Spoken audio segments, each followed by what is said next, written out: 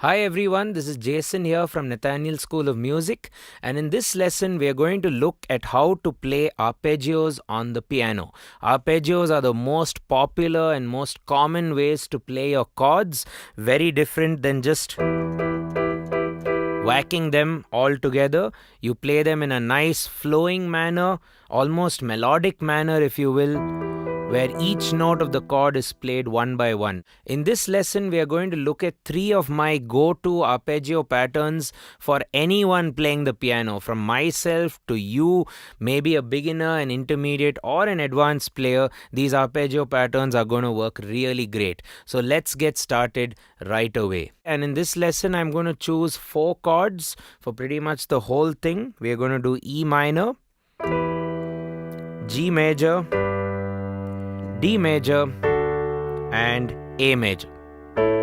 Okay, I repeat: E minor, G major, D major, and A major. And as you'll observe, we are playing these chords as inversions in order to shift well and in order to voice lead well, so that the movement between each chord is nice and smooth. So you go E minor to G like this. Why? You'll observe that G is the common note and B is a common note between the chords. So why change the common notes? You could do E minor and G major like this. And then when I want to do D major, which is next, I find that D is in common, right? So we go D, F sharp, A. Okay, and lastly A major. You can either go down here or you can go up here. Right? Again, A is in common, right? So try to play chords close to each other in simple words. You can watch a lot of our videos which we've already done on chord inversions, which will help you shift between chords a lot more quicker on the piano. A chord is not just E minor played like that. You can play it like this, or like this. You have so many ways of playing a particular chord. So it's important to have these options at your disposal before you play chords or arpeggios or anything to do with harmony. Okay, so coming back to the chords: E minor, G major, D major, A major. You could play like that, or I would prefer something easier. You can play it like that: E, A, C sharp. So I'm calling it out in order: E, G, B, D, G, B, D, F sharp, A, E, A, C sharp.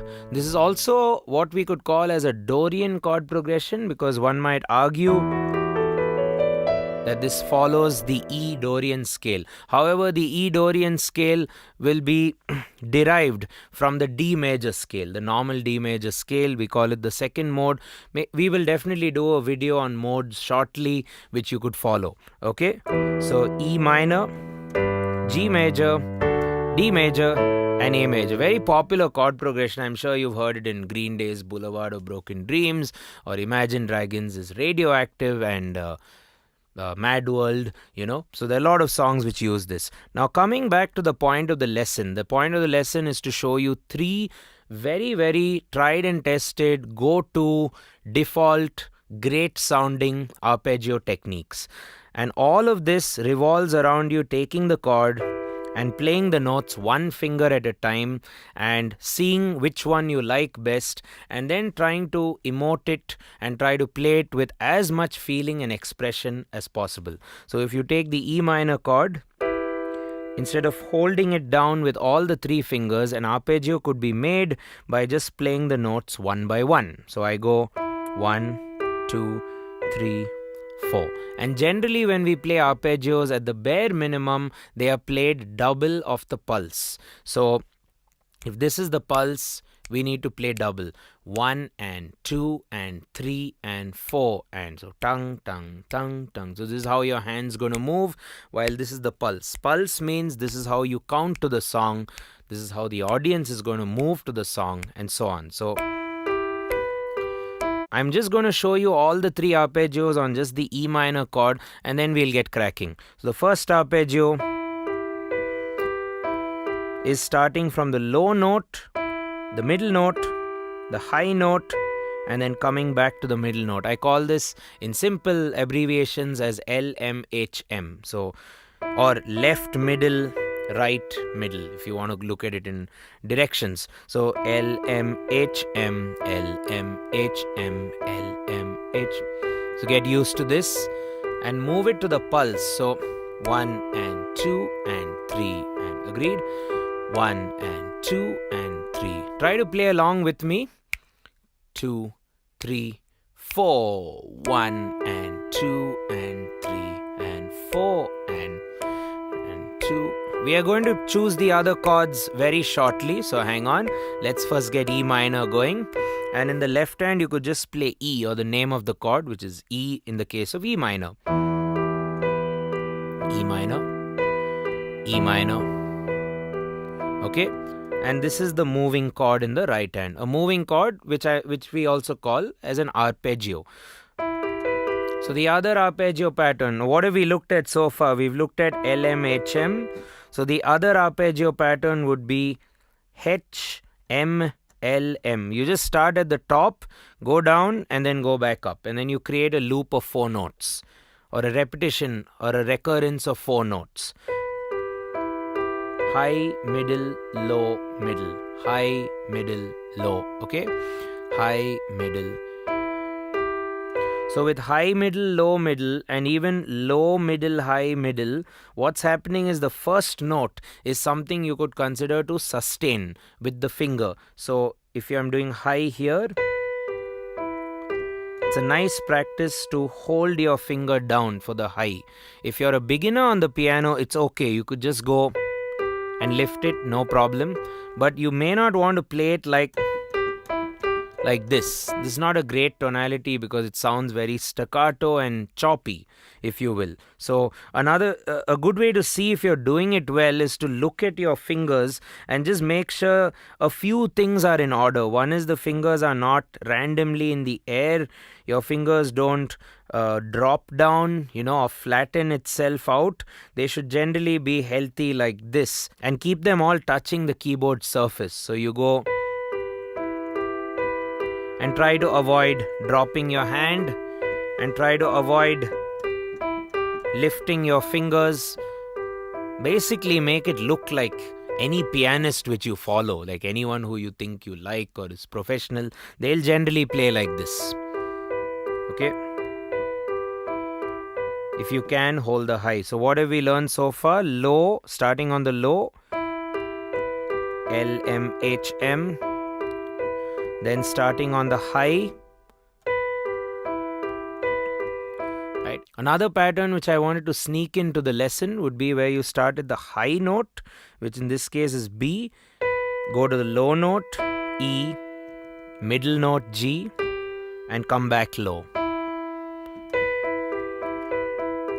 This is one of my favorites. So again, hold the high if possible.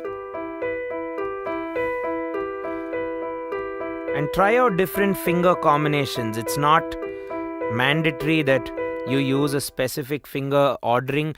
See how it goes, because finger combinations are dependent on the next chord. So we have to see what the next chord is, and then our fingers will be customized accordingly.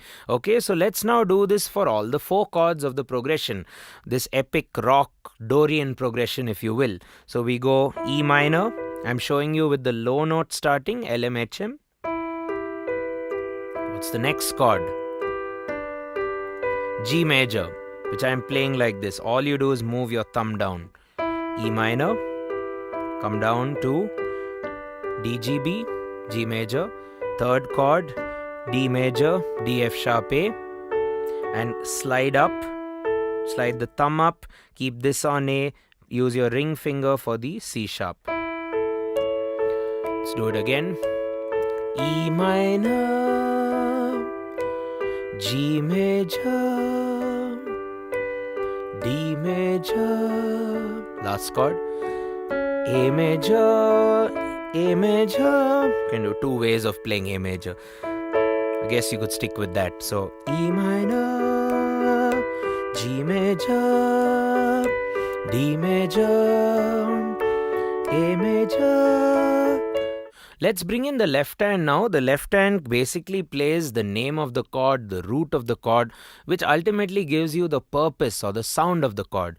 E for E minor, G for G major, D for D major, A for A major. Let's see how it goes. E minor, G major, G in the bass, D major, D in the bass, A major, A in the bass, E minor, E in the bass, G major, G in the bass, D major, D in the bass, A major, A in the bass, and back to. Okay, play along. LMHM. LMHM, LMHM, And once you're done and dusted with LMHM, you could also do starting with the high, which is HMLM, starting on the B in the case of E minor. Let's see how that goes.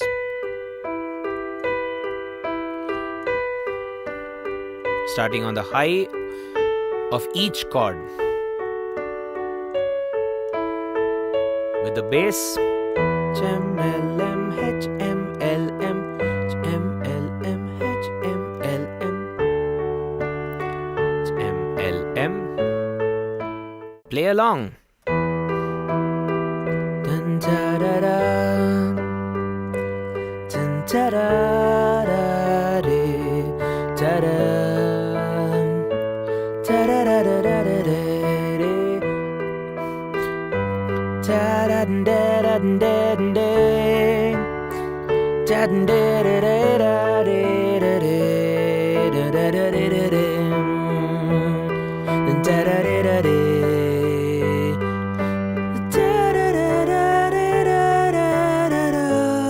Keeping the left hand nice and simple, just playing octaves of each note. No great rhythm. The arpeggio, let it do its thing. At least in this lesson. The last one, high, low, middle, low. Let's see how that goes. High, low, middle, low. And always when you practice these arpeggios, do it slow with the pulse and then develop a nice mechanical motion which kind of gets registered by your subconscious mind. So you can play this any time of the day, even when you just about wake up or just about to sleep, you can still play this arpeggio, you know. So that's high, low, mid, low, high, HLML, HL. Right? So